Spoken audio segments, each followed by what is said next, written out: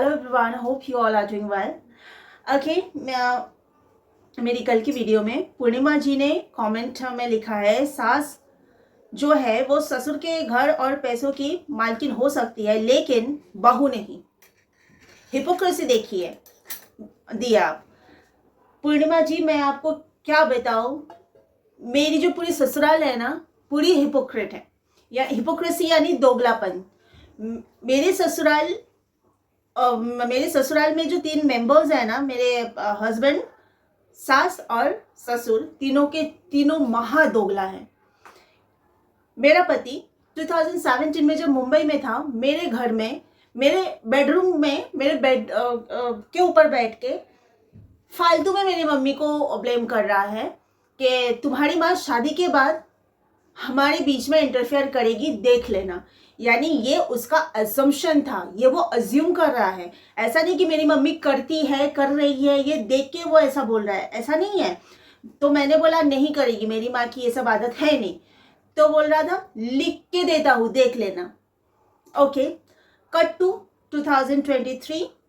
शादी के बाद जब उसकी माँ इंटरफेयर करके आग लगा रही है, हमारे बीच में रिश्ता खराब कर रही है, मैं उसकी माँ को बोल रही हूँ मेरा पति मुझसे क्यों नाराज है, मैं देख लेती हूँ, आप जाके सो जाओ। रात के तभी कुछ 1, 12:30, 1 के बीच का टाइम था, नए साल के दिन 2024 लग गया था।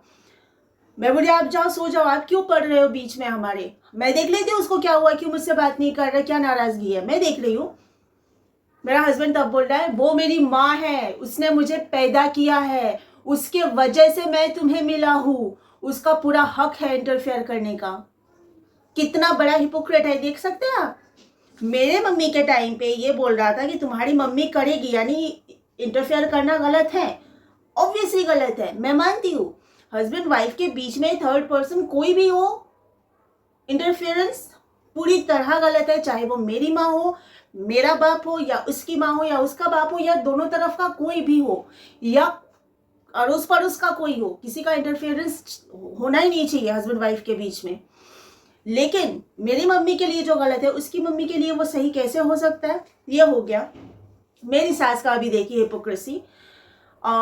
मेरा स्टैंड लेके जिस दिन मेरा पति मेरी सास से झगड़ा किया था, उस दिन मेरी सास का गुस्सा, झगड़ा करता है मुझसे, झगड़ा करता है। मेरा हस्बैंड ये सुना नहीं था, वो अपने बेडरूम में था।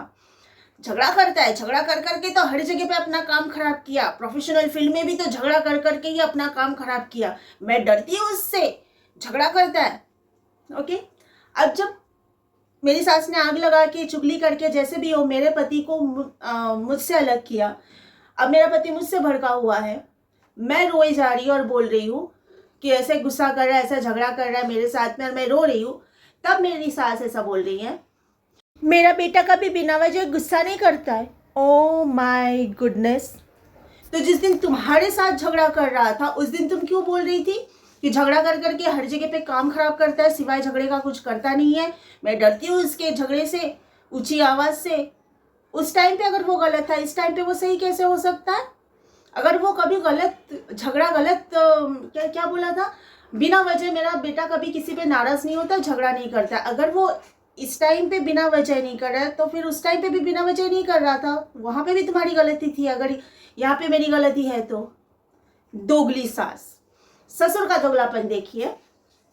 मैंने कई बार बोला है ना कि 2017 में मेरे साथ शादी टूटने के बाद में उसके पड़ोस की लड़की से उसकी शादी तय हुई थी, तो उसके बाद उसके साथ भी शादी टूट गई। फिर दोबारा मेरे साथ में कांटेक्ट हुआ, कांटेक्ट में आया। तो एक दिन फ़ोन पर मेरे ससुर मुझसे बात कर रहे हैं, सास ससुर दोनों ने बात किया, पहले सास ने बात की और फिर मेरे ससुर मुझसे बात कर रहे और बोल रहा है, पता है पड़ोस की लड़की से ऐसा वैसा जो भी है शादी का सब बोला, ऐसे ऐसे हुआ था, शादी टूटी।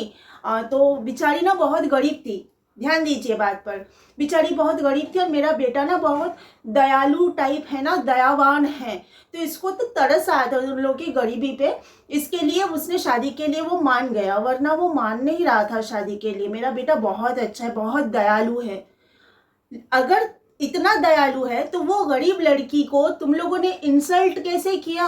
एक बेड के लिए, एक बेड नहीं, उन लोगों ने मतलब बेड मना किया था कि हम बेड नहीं देंगे, बाकी सारी चीजें देंगे, लेकिन बेड नहीं देंगे, मना किया था लड़की वालों ने। मेरे ससुर ने बोला कि एक वो कोलकाता में साइकिल रिक्शा होता है ना, वो रिक्शा वाले के साथ में लड़की वालों का कंपेयर करके बेइज्जती की मेरे ससुर ने। अगर एक रिक्शा वाला भी अपनी बेटी की शादी में बेड देता है, आप लोग एक बेड नहीं दे सकते? तो इतने दयालु हो, इतने तरस आ रहा था लड़की की गरीबी पर, तो बेड के लिए लड़की वालों की बेइज्जती कैसे की? कितना बड़ा दोगला, मतलब हर कोई घर में दोगला है, वो पूरी ससुराली दोगली ससुराल है। इतने मतलब गिरना भी एक लेवल तक समझ में आता है कि इतना गिरो को कोई तुम्हें उठा सके, लेकिन ये लोग इतने गिरे हुए हैं ना, इसको आप उठाने के लिए अगर इन लोगों को आप हाथ देंगे तो वो खुद नहीं उठ पाएंगे, आपको उल्टा गिरा देंगे, उनके साथ आप भी गिर जाओ। एक होता है, मैंने सुना था किसी को कहते हुए कि अगर आप भिखारी के साथ दोस्ती करोगे तो वो भिखारी आपको क्या देगा? उसके हाथ में ऑलरेडी एक कटोरी रहती है भीख मांगने के लिए, दूसरी कटोरी आपके हाथ में थमा देगा और बोलेगा बैठ मेरे बगल में, मैं भी भीख मांगता हूँ, तू भी भीख मांग। तो ये वो लोग हैं, खुद उठेंगे नहीं। अगर आप उनको हाथ दोगे तो आपको भी गिरा देंगे। मुझे ना कुछ लोग ऐसे कहते हैं कि बहुत गिरे हुए लोग देखे हैं लेकिन तेरे ससुराल वालों जैसा नहीं। तो ये मैं जब सोचती हूँ ना इनके बारे में, मेरा भी यही कहना है, गिरे हुए लोग बहुत देखी हूँ लेकिन शायद इनके लेवल के गिरे हुए लोग मैंने भी नहीं देखा है। तो क्या होता है ना, हम बहुत गलत फहमी में जीते हैं। When we will be nice with people, we'll be friendly with people, when we'll give love, care, support, loyalty, kindness, attention to people, we'll get the same from them. But no, ऐसा नहीं होता है। जब आप किसी के लिए बहुत ज़्यादा लविंग हो जाते हो ना, केयरिंग हो जाते हो, वो लोग आपको टेकन फॉर ग्रांटेड लेते हैं। आप बहुत ज़्यादा किसी को अटेंशन दे रहे हो, उसको लगता है वही जैसे मेरे हस्बैंड को लगा था, इसको कोई और मिला नहीं, इसके लिए गले पड़ी है। सॉरी। क्या होता है ना, कैंडल देखा है आप लोगों ने? कैंडल जब जलता है तो दुनिया को रोशनी देता है, लेकिन खुद जल के पिघल के ख़त्म हो जाता है। तो हमें ना एक बाउंड्री सेट करना चाहिए खुद के लिए कि हमें कितना देना है किसको।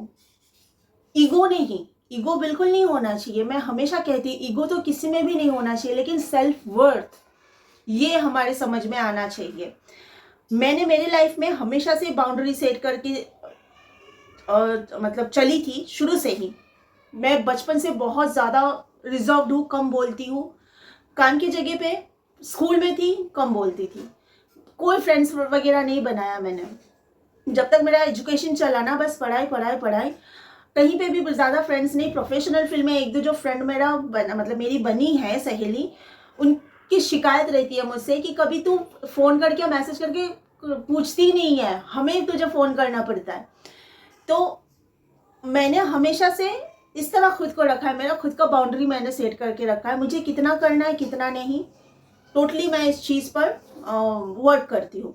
और रही किसी को फ़ोन करके पूछने की बात, मैं पर्सनल लाइफ में बहुत ज़्यादा खुद को हर एक एक्टिविटीज़ में बिजी रखती हूँ कि कभी फ्री ही नहीं रहती हूँ कि चलो भाई इसको फ़ोन लगा लिया जाए या उससे थोड़ी बात कर ली जाए। वो टाइम मेरे पास नहीं रहता है। मैं घर पे रहती हूँ फिर भी कुछ ना कुछ एक्टिविटी में पूरा दिन निकल जाता है, तो वो टाइम ही नहीं रहता है। और अगर मैं कभी किसी को फ़ोन कर भी लूँ किसी काम के वजह से ही सही, तो उनका ऐसा कहना होता है ओ माय गॉड तूने फ़ोन किया, मतलब उनके लिए बहुत बड़ी बात होती है। तो लाइफ में ना ऐसे मैंने हमेशा एक बाउंड्री सेट करके चली हूँ मैं लाइफ में। लेकिन अगर मैंने बहुत ज़्यादा किसी को कुछ दिया तो वो सिर्फ और सिर्फ मेरा हस्बैंड और उसके थ्रू उसके पेरेंट्स को।